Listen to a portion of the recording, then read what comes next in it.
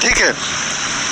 चलिए आगे की तरफ चलते हैं। मेरिस्टेमेटिक सेल की अगर हम इनके फीचर्स की बात करें तो सबसे खास कैरेक्टर जो यहाँ से क्वेश्चन बनता है, क्या बनता है? फीचर ऑफ मेरिस्टेमेटिक सेल्स की बात करें तो इनकी जो सेल वॉल होती है थिन होती है, यही इम्पोर्टेंट है। आप इसको हल्के में नहीं लिखना है कि सेल वॉल की जो दीवारें होती हैं वो कैसी होती हैं, पतली होती हैं, ठीक है ना, थिन होती हैं।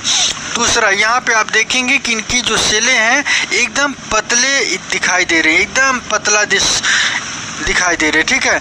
इसके बाद इनके पास न्यूक्लियस की हम बात करें तो न्यूक्लियस यहाँ पे कैसा होता है? लार्ज न्यूक्लियस होता है। दूसरा पॉइंट, सबसे इम्पोर्टेंट पॉइंट, पहला पॉइंट मैंने क्या बताया कि थिन सेल वॉल होता है। दूसरा पॉइंट मैंने ये बताया कि जो इसमें न्यूक्लियस होता है वो न्यूक्लियस कैसा होता है? लार्ज साइज का होता है।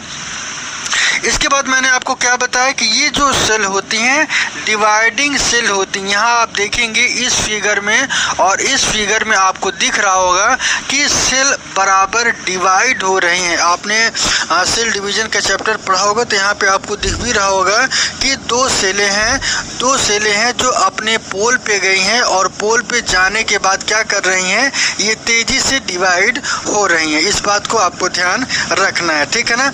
और एक चीज यहाँ पे इंटर सेलुलर स्पेस की बात करें तो यहाँ पे कोई भी इंटर सेलुलर स्पेस नहीं मिलता। मोस्ट इम्पॉर्टेंट टॉपिक है कि इंटर सेलुलर स्पेस क्या होता है, पहले इस शब्द को समझ लिए। सेल के बीच में ध्यान रखिएगा, सेलों के बीच में जो स्पेस होता है यहाँ पे नहीं पाया जाता है, मतलब इनकी सेलों के बीच में गैपिंग नहीं होती है। ऐसी सेल को क्या कहा जाता है?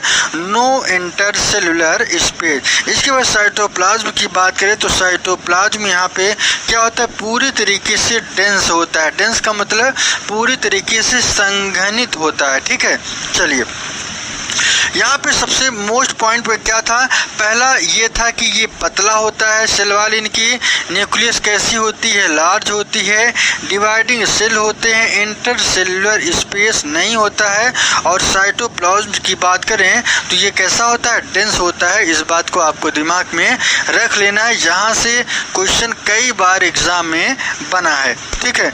चलिए आगे की तरफ चलते हैं। टाइप्स ऑफ मेरिस्टेमेटिक टिश्यू की बात करें तो बेस्ड ऑन ग्रोथ स्टेज, इनका ग्रोथ का स्टेज कैसा है इस बात पे डिपेंड करता है। मैंने आपको क्या बताया कि ये 3 प्रकार के होते हैं। पहले क्या होता है? प्रो मेरिस्टेम, दूसरा क्या होता है? प्राइमरी मेरिस्टेम, और तीसरा जो है सेकेंडरी मेरिस्टेम। क्यों? थोड़ा सा